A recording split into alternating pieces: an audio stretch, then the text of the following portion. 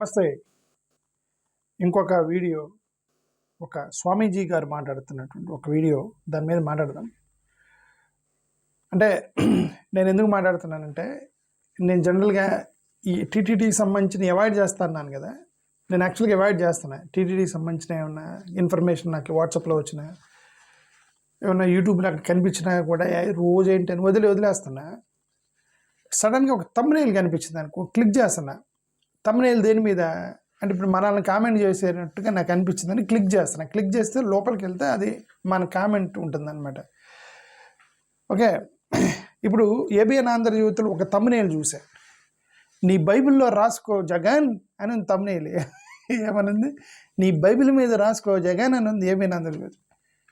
ఇదంతా టీటీడీకి బైబిల్కి ఏందని నొక్కి చూస్తే ఇది వీడియో వస్తుంది. అది స్వామి గారు మాట్లాడుతున్నారు దాని మీద.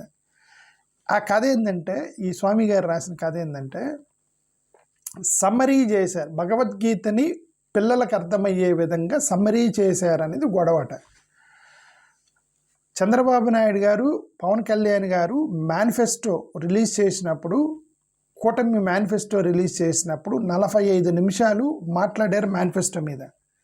ఎన్ని నిమిషాలు? 45 నిమిషాలు. వాళ్ళ చేతిలో ఆల్మోస్ట్ 100-200 పేజీలు పట్టుకొని వచ్చారు. అవన్నీ ఏంటి? మేనిఫెస్టో. 200 పేజీల మేనిఫెస్టో, 45 నిమిషాలు చదివిన మేనిఫెస్టోని ఒక చిన్న ఇమేజ్లోకి సూపర్ 6 అని ఒక చిన్న ఫోటోషాప్లో ఇమేజ్ చేసి ఫేస్బుక్లోకి, ట్విట్టర్లోకి నెట్టారు కదా. సమ్మరీ అంటారు కదా దాన్ని. 45 నిమిషాల మేనిఫెస్టోని, 200 పేజీల మేనిఫెస్టోని ఒక చిన్న డిజిటల్ ఫార్మాట్లో ఇమేజ్లోకి మార్చి super 6 free bus for women, నెలకు 3,000 నిరుద్యోగులకి అని ఒక ఇమేజ్ వేసి ట్విట్టర్లో, ఫేస్బుక్లో నెడతారు కదా, దాన్ని సమ్మరీ అంటారు. ఓకే, అలాగా భగవద్గీత కొన్ని 100 పేజీలు ఉన్న భగవద్గీతని వీళ్ళు ఏం చేస్తారంటే సమ్మరీ చేసి అర్థమయ్యే విధంగా పంచారట టీటీడీలో. కరుణాకర్ రెడ్డి గారు వాళ్ళు సంబంధించిన వాళ్ళు. ఇది అఫీషియల్ కాదు, that is not official Bhagavad Gita. ఇప్పుడు మేనిఫెస్టో అనేది అఫీషియల్ డాక్యుమెంట్. దాని మీద చేసే ఇమేజ్లు, సోషల్ మీడియాలో నెట్టేవి ట్వీట్లు, మీములు వస్తూ ఉంటాయి కదా, అవి అఫీషియల్ కాదు. అవి వాటిని ఏమంటారు? కామెంటరీ అంటారు, కామెంట్స్ అంటారు వాటిని. ఇప్పుడు అలాగే బైబిల్ ఉంది కదా, బైబిల్ మీద కేవలం మత్తయి సువార్త అనేటువంటి ఒక చాప్టర్ మీద కొన్ని వేల కామెంటరీ పుస్తకాలు వచ్చాయి. ఎవరంటే వాళ్ళు కామెంటరీ రాస్తారు, అంటే అర్థం ఇది అని. బైబిల్ని ఎవరు మార్చలేరు, బైబిల్ని ఎవరు మార్చరు. కానీ ఆ బైబిల్ని కామెంటరీలు రాస్తూ ఉంటారు. మత్తయి సువార్త 1వ అధ్యాయం దాని అర్థం ఇది అని కామెంటరీలు రాస్తూ ఉంటారు కదా, పిల్లలకు అర్థమయ్యే విధంగా, భక్తులకు అర్థమయ్యే విధంగా రాస్తూ ఉంటారు. అవన్నీ కూడా అన్అఫీషియల్ పేపర్. నేను కూడా రాయొచ్చు కామెంటరీ. బైబిల్ని మార్చలేనుగా నేను, కానీ నేనేం చేయగలను? ఆ మత్తయి సువార్త మీద ఒక చాప్టర్ రాశాను అనుకోండి, నేను ఒక కామెంటరీ అయిపోయింది. అలాగే భగవద్గీతని వీళ్ళేం మార్చలా. ఎవరు?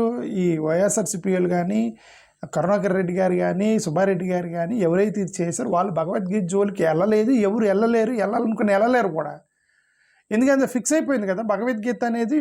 దీన్ని భగవద్గీత అంటారని ఫిక్స్ చేశారు, దాన్ని మార్చలేరు కదా. బైబిలు, ఖురాను, భగవద్గీతను ఎవరు మార్చలేరు. ఆ 3 పుస్తకాల మీద కొన్ని 100 కామెంటరీలు వస్తూ ఉంటాయి. ఎవరు వాళ్ళకి నచ్చిన విధంగా వాళ్ళు అర్థం చేసుకొని కథలు, పుస్తకాలు, విశ్లేషణలు ఇవన్నీ రాస్తూ ఉంటారు కదా. అలాగా ఒక చిన్న సమరీ కైండ్ ఆఫ్ థింగ్ రాసి భగవద్గీత మీద టీటీడీలో ఏదో చేసి పిల్లలకి అర్థమయ్యే విధంగా పంచారు అనేది ఇప్పుడు ఆర్గ్యుమెంట్. అది తప్పేం కాదు కదా. నేను ఏదో చెప్పాను కదా, 45 నిమిషాల మేనిఫెస్టోని ఒక చిన్న ఇమేజ్లో పెట్టి సోషల్ మీడియాలో నెట్టినట్టు అన్ని పేజీలు ఉన్న బైబిల్ని కామెంటరీ రూపంలో రకరకాల పుస్తకాలు రాసినట్టు. ఓకే, నరేంద్ర మోడీ గారు ఒక ట్వీట్ చేస్తే ఆ ట్వీట్ మీద టైమ్స్ ఆఫ్ ఇండియా వాళ్ళు, ఎన్డీటీవీ వాళ్ళు ఒక ఏమంటారు 10-15 పారాగ్రాఫ్లు విశ్లేషణ రాసినట్టు. నరేంద్ర మోడీ గారు ఒక చిన్న ట్వీట్ చేస్తే టీవీ ఛానల్లో గంటల తరబడి డిబేట్లు పెట్టినట్టు వీళ్ళు ఏం చేశారంటే పిల్లలకు అర్థమయ్యే విధంగా భగవద్గీతలో ఉన్న సారాంశం ఏదైనా ఒక పుస్తకం రాసి వాళ్ళ యొక్క ఓన్ అండర్స్టాండింగ్ మీద రాశారు. తప్పేం కాదు అది, దాని మీద డౌటు. సరే, ఇప్పుడు వీళ్ళకి వచ్చిన బాధ ఏంటంటే, ఈ స్వామి గారికి వచ్చిన బాధ ఒకసారి వినండి మీరే.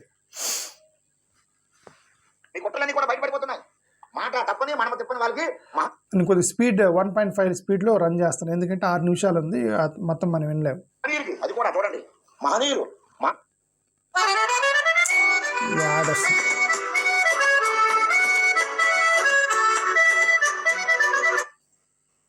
అరే మధ్యలో ఇదేంటిది?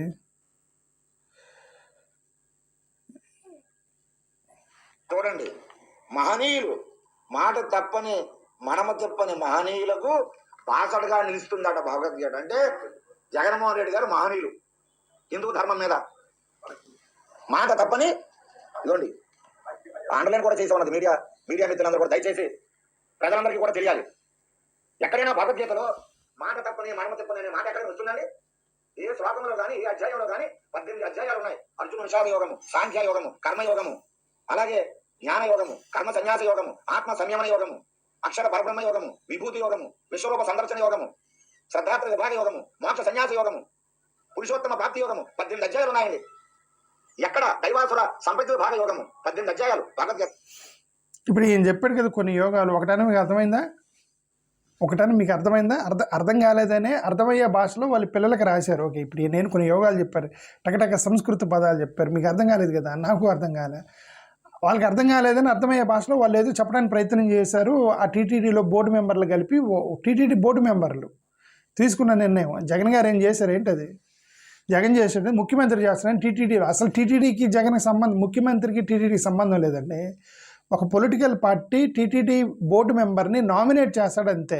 ఎందుకంటే అది గవర్నమెంట్ కంట్రోల్ కింద పనిచేసిద్ది తప్ప గవర్నమెంట్ ఇది కాదు, గవర్నమెంట్ కంట్రోల్ కింద పనిచేసిద్ది. కాబట్టి ఒక పొలిటికల్ పార్టీ చైర్మన్ని నామినేట్ చేసిద్ది. నామినేట్ చేసిన తర్వాత చైర్మన్, బోర్డు మెంబర్లు వాళ్ళు చూసుకుంటారు, ముఖ్యమంత్రికి సంబంధం లేదు కదా. ఓకే, సరే ఇప్పుడు వీళ్ళు ఏంటంటే, వీళ్ళు ఏం చేస్తున్నారంటే, ఆ కామెంటరీలో అంటే ఒక చిన్న ఏమంటారు సమ్మరీ పుస్తకంలో మాట తప్పని మడమ తప్పని అని ఎవరో ఒక పదం రాశారట. ఇప్పుడు అదే ఆయన అర్ధగంట సేపు ప్రెస్ మీట్ పెట్టండి, ఇది స్వామి గారు. ఆయన మెయిన్ కంప్లైంట్ అర్ధగంట సేపు విన్నా, ఆయన ఏమంటాడో చూద్దామని ఒకే పాయింట్ మీద మాట్లాడుతున్నాడు. మాట తిప్పని మడమ తిప్పని దేవుడు అని ఏదో రాశాడట అండి. అది జగన్ గారి డైలాగు. జగన్ గారికి పేటెంట్ రైట్స్ ఏమైనా ఉన్నాయి దాని మీద? మాట తిప్పని మడమ తిప్పని రమేష్ అన్న నేను అన్నా అనుకో, జగన్ గారు అబ్జెక్షన్ చేస్తారు ఏంటి? ఆయన పేటెంట్ రైట్స్ ఉన్నాయి, జగన్ గారికి దాని మీద లేవు కదా, ఎవరన్నా వాడచ్చు కదా. అది పాయింట్ 1. పాయింట్ 2, రైటర్ అనేది తన వాడుక భాషలో తను రాస్తాడు. రైటర్ ఇప్పుడు అది రాసిన రైటర్ ఎవరో సంస్కృతంలో రాయలేడు కదా అతను. చంద్రబాబు నాయుడు గారు రాసినట్టు రాయలేడు కదా, మోడీ గారు రాసినట్టుగా, ట్రంప్ రాసినట్టుగా రాయలేడు కదా. అతని మైండ్లో ఉన్నదాన్ని రాసినట్టు రాసి ఉంటాడు. అతను కొద్దిగా జగన్ గారు ఫ్యాన్ అయి ఉండవచ్చు ఆబ్వియస్లీ. ఎందుకంటే టీడీపీ వైసీపీ గవర్నమెంట్లో బోర్డు మెంబర్స్ వాళ్ళందరినీ పొలిటికల్ నామినేషన్స్ కాబట్టి జగన్ ఫ్యాన్నే పెట్టుంటారు అక్కడ, దాంట్లో డౌట్ ఏం లేదు. వైఎస్ఆర్సీపీ కార్యకర్త ఎవరో, అభిమానులు ఎవరో వాళ్ళ చేత రాయించుంటారు. టీడీపీ అండ్ వైసీపీ గవర్నమెంట్లో టీడీపీ కార్యకర్త చేత రాయించరు కదండి, వైసీపీ కార్యకర్త ఎవరో రాసి ఉంటారు. అతని మైండ్లో మాట తప్పని మడమ తిప్పని అనేది బాగా ఎక్కించారు వైసీపీ వాళ్ళు ఆ పర్టికులర్ స్లోగాన్ని. అతని మైండ్లో ఉండి ఉండొచ్చు. అతను ఏం రాశాడు? మాట తప్పని మడమ తిప్పని దేవుడు అనో ఏదో రాశాడు. మాట తప్పని మడమ తిప్పని వాళ్ళకి అండగా ఉండే దేవుడు అనేది రాశాడట. ఓకే, అది జగన్ డైలాగ్ తీసుకొచ్చి ఇక్కడ పెట్టామంటాడు. ఫస్ట్ ఆఫ్ ఆల్ నేను అదే చెప్పా, అది అఫీషియల్ భగవద్గీత కాదు. ఏదైతే వీళ్ళు మాట్లాడుతున్నా అది అఫీషియల్ భగవద్గీత కాదు, that is a commentary. Narendra Modi గారు ట్వీట్ చేస్తే అది అఫీషియల్ ట్వీట్. ఎందుకు? ఆయన అకౌంట్లో ఉండిద్ది అది. నరేంద్ర మోడీ గారు ఒక ట్వీట్ చేస్తే ఆయన అకౌంట్లో ఉండిద్ది, దట్ ఈజ్ అఫీషియల్. ఆ ట్వీట్ని బట్టి ఇప్పుడు నేను ఒక వీడియో పెట్టాను అనుకో, ఇది అన్అఫీషియల్. అది నా అభిప్రాయం చెప్తున్నాను. ఓకే, ఆయన ట్వీట్ నాది అన్అఫీషియల్ కదా, నా దాంట్లో నేను ఎట్ట విధంగా చెప్పొచ్చు కదా మోడీ గారు అర్థం ఇది అని. ఇప్పుడు వీళ్ళ అర్థం అని చెప్పినప్పుడు అన్అఫీషియల్ కదా, దాన్ని పట్టుకుని మీరు ప్రెస్ మీట్ పెట్టేదేంటి? ఫస్ట్ ఆఫ్ ఆల్ తెలుగుదేశం వాళ్ళు, కూటమి వాళ్ళు దాంట్లో మహాపవిత్రం జరిగిందంటే అది ఒక కామెంటరీ పుస్తకాన్ని పట్టుకొని మీరు అఫీషియల్ భగవద్గీతగా భావించి దాని మీద మీరు పెట్టకూడదు కదా. ఓకే, భగవద్గీతను మారిస్తే భగవద్గీతకి తప్పుడు అర్థం చెప్తే అనుకోవాలి, కానీ వాడుక భాష, వాడుక పదాలు అనేవి రైటర్ని బట్టి ఉంటాయి. నేను అదే చెప్పాను, బైబిల్ యొక్క ఒక పర్టికులర్ వాయిస్ని ఆల్మోస్ట్ 5,000 6,000 కామెంటరీలు వచ్చాయి. అంటే 5,000 6,000 మంది వాళ్ళు బైబిల్ అర్థం ఇది అని రాసుకుంటూ ప్రతి వాక్యం వివరించుకుంటూ కామెంటరీ పుస్తకాలు వచ్చాయి. 5,000 6,000 వర్షన్స్ ఉన్నాయి. 5,000 6,000 రకరకాలుగా రాస్తారు. ఎందుకు? కంటెంట్ ఒకటే ఉండద్ది, వాడుక భాషలు రాస్తారు. ఇప్పుడు నేనేమంటాను మధ్యలో ఓకే ఓకే అంటుంటాను కదా, కింద కామెంట్లు పెడుతున్నారా, నేను ఓకే ఓకే అని కాకుండా రైట్ అని కాకుండా మరి ఇరిటేషన్ వస్తుంది. అది నా వాడుక భాష, నేను దాని నుంచి బయటకు రాలేకపోతున్నాను కదా. ఓకే, ఇప్పుడు నాకు కామెంటరీ రాయమంటే మధ్యలో ఓకే ఓకే అని 2-3 పదాలు రాస్తా, అందులో వాడుక భాష ఓకే. అలాగే ఇప్పుడు అతను రాసిన వ్యక్తి, కామెంటరీ రాసిన వ్యక్తి జగన్ గారి అభిమాని అయి ఉండొచ్చు, ఆ వాడుక భాష రాసి ఉండొచ్చు, తప్పేం దాంట్లో.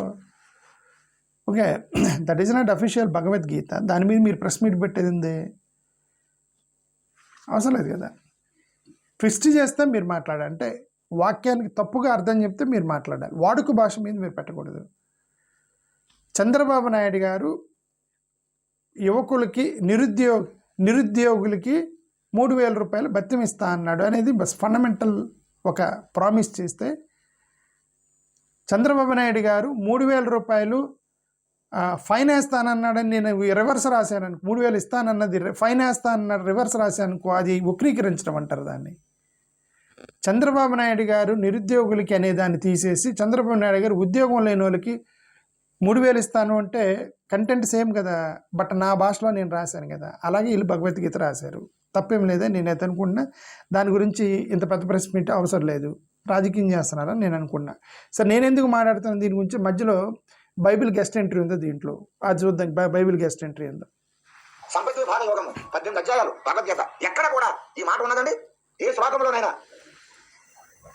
ఇంత ఘోరమండి? ఏం చేశారండి హిందువులు మీకు అన్యాయం? అరే అడ్వర్టైజ్మెంట్స్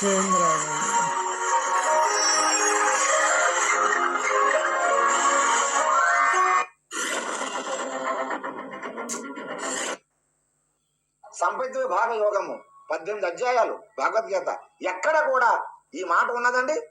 ఏ శ్లోకంలోనైనా ఇంత ఘోరమండి? ఏం చేశారండి హిందువులు మీకు అన్యాయం? మా హిందువులు మీకు అన్యాయం చేశారు అంటే మీకు ఓట్లు వేసి ముఖ్యమంత్రి చేసి ఈ రాష్ట్రాన్ని ఉద్ధరిస్తారనే ఆలోచనతో ఓట్లు వేయడం తప్ప ఇంత హిందుత్వం దాడి చేస్తారు మీరు? చివరికి మా గ్రంథాలు దేవస్థానాలు పాడు చేశారు, ప్రసాదాలు పాడు చేశారు, దేవస్థానాలు భవిష్యత్తు నాశనం చేశారు. ఇది చివరికి మా గ్రంథాలనే పడ్డారు. ఏమిటి ఇది దుస్సాహం? ఏంటి దాష్టికం? మీకేమైనా మీ నాయకుడి మీద జగన్మోహన్ రెడ్డి మీద ప్రేమ ఉంటే ఆయన మీద మీ గడుగులు మొదలు పెట్టేటువంటి కొంతమంది ఉంటారు. ఇటువంటి భగవద్గీతకి సలహా ఇచ్చినటువంటి వాళ్ళు బాధపడాలి. ఎవరైతే సలహాదారుగా ఉన్నారో చాలా బాధపడాలి, సిగ్గుపడాలి. తప్పండి, ఇలాంటి పనులు చేయకూడదండి. ఇదంతా చదువుకొని ఇలాంటి దుర్మార్గ పనులకి ఎవరు విజ్ఞులైన ఎవరు కూడా గ్రంథాలు చదివే ఎవరు కూడా తప్పు చేయకూడదు. ఇంత బాధాకరం అనేది. చివరికి గ్రంథాల మీద పడి గ్రంథాలు కూడా పాడు చేసేసి భగవద్గీత పాడు చేసి హిందూ ధర్మాన్ని వక్రీకరించి కోట్ల రూపాయలు ఖర్చు పెట్టి హిందువులకి ఇచ్చే మెసేజ్ ఇదా? హిందూ ధర్మానికి ఇచ్చే కానుక ఇదా? బాధ అయితే నాకైతే అర్థం కాదు. ఓకే, అదొక కామెంటరీ రాశారు, అదే చెప్తున్నాను. రేపు టీడీపీ వాళ్ళు వస్తే ఇంకో కామెంటరీ రాస్తారు, జనసేన వాళ్ళు వస్తే ఇంకో కామెంటరీ రాస్తారు, బీజేపీ అధికారంలో వస్తే ఇంకో కామెంటరీ రాస్తారు. కామెంటరీ పుస్తకాలు అర్థం రకరకాలుగా రాస్తారు. ఓకే, అదే రైటర్స్ యొక్క ఇన్స్టింక్ట్ అంటే రైటర్ ఇన్స్టింక్ట్ని బట్టి రాస్తాడు.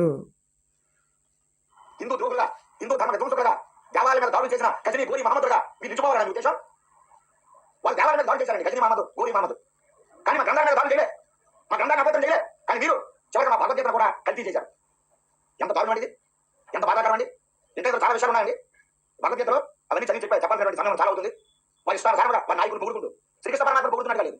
జగన్మోహన్ రెడ్డి వారి నాయకుడిని పొగుడుకొని వారి నాయకుడు మహనీయుడని, వారి నాయకుడు హిందూ ధర్మానికి 5 ఏళ్లలో చాలా ఉద్ధరించాడని, ఆయన ద్వారా ఈ 5 ఏళ్లలో ఆంధ్రప్రదేశ్ సుభిక్షంగా ఉందని, దేవాలయాలన్నీ కూడా సూపిల్లుతూ ఉన్నాయని, దేవాలయాలన్నీ కూడా కంకలాగిపోతున్నాయని, రాష్ట్రం అంతా కూడా ప్రశాంతంగా ఉందని ఇందులో చాలా మాటలు రాశారండి. ఒక్కటి కూడా ఇందులో వాస్తవం లేదు, సత్యం లేదు, అన్ని అసత్యాలే, అన్ని డాంబికమైన ప్రచారాలు. చాలా బాధాకరం. ఇదే అంశాన్ని మా భగవద్గీతని కల్తీ చేసినట్టుగా, పాడు చేసినట్టుగా ఇతర మతాలు మీరు జోలికి వెళ్ళగలరా? బైబిల్ మీద రాయండి. అదే గెస్ట్ ఎంట్రీ వచ్చిందా, ఇదే పని బైబిల్ మీద చెప్తే ఊరుకుంటారు. గెస్ట్ ఎంట్రీ లేదు, అన్ని అసత్యాలే, అన్ని డాంబికమైన ప్రచారాలు. చాలా బాధాకరం. ఇదే అంశాన్ని మా భగవద్గీతని కల్తీ చేసినట్టుగా, పాడు చేసినట్టుగా ఇతర మతాలు మీరు జోలికి వెళ్ళగలరా? బైబిల్ మీద రాయండి. ఒక కురాన్ మీద మా మాట తప్పని మనం తప్పని మహనీయులకి ఈ కురాన్ గ్రంథం భాషగా నిలుస్తుందని మాట్లాడండి. అభిషేకం చేయండి. కొండారెడ్డి గారు, సుబ్బారెడ్డి గారు. అదే సంగతి. మధ్యలో బైబిల్ ఖురాన్ గెస్ట్ ఎంట్రీ ఉంది, అందుకని నేను దీన్ని మీకు చూపించాను. నేను అదే చెప్పాను ఏంటంటే, చెప్పాను కదా బైబిలే 5,000 వర్షన్స్ వచ్చే కామెంటరీ పుస్తకాలు ఉన్నాయని. ఇప్పుడు టీటీడీలో ఒకటి రాశారు భగవద్గీత మీద, మేబీ ఇస్కాన్ వాళ్ళు ఒక రాయొచ్చు, శ్రీరామ టీమ్స్ కొంతమంది ఒకటి రాయొచ్చు, శివభక్తులు కొంతమంది రాయొచ్చు, అల్లా భక్తులు సాయిబాబా భక్తులు కొంతమంది రాయొచ్చు. ఓకే, ఆ భగవద్గీతని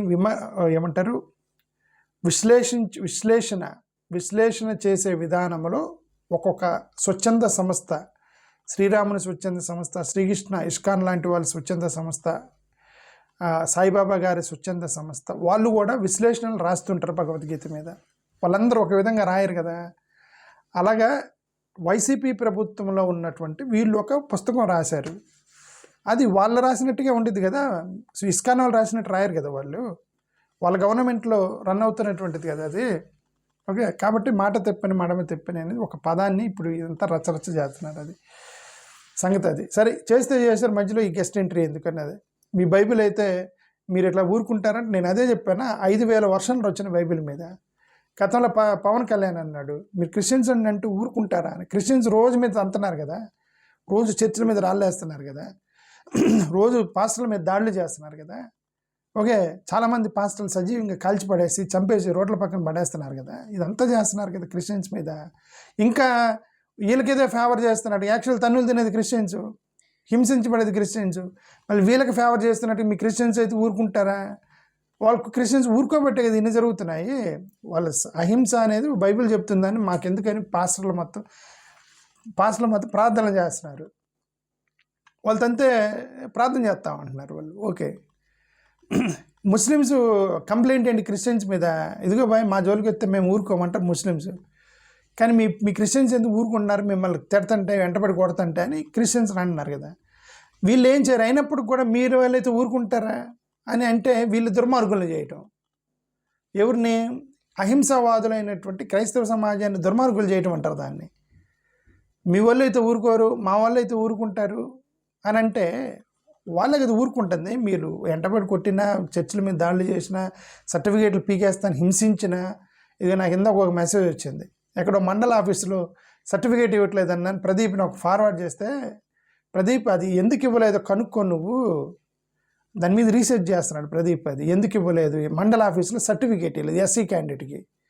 ఎందుకు ఇవ్వరా ఎస్సీ క్యాండిడేట్కి ఎస్సీ సర్టిఫికేట్ అంటే రీజన్ తెలియదు. రీజన్ ఉంటేనే నాకు పంపించలేదు అని చెప్పిన ప్రదీప్కి నేను ఒక కనుక్కో, మొత్తం ఎంక్వైరీ చేసి చెప్పండి. ఇప్పుడు దాని వెనక ఏదో ఒక రీజన్ ఉండేది ఎందుకు సర్టిఫికేట్. ఒక ఎస్సీఓడికి నువ్వు సర్టిఫికేట్ ఎవరికి ఇస్తావు? ఒక ఎస్సీఓడికి ఎస్సీ సర్టిఫికేట్ ఎవరికి ఇస్తావు? రెడ్లు కమ్మాలకి ఇస్తారా ఎస్సీ సర్టిఫికేట్లు?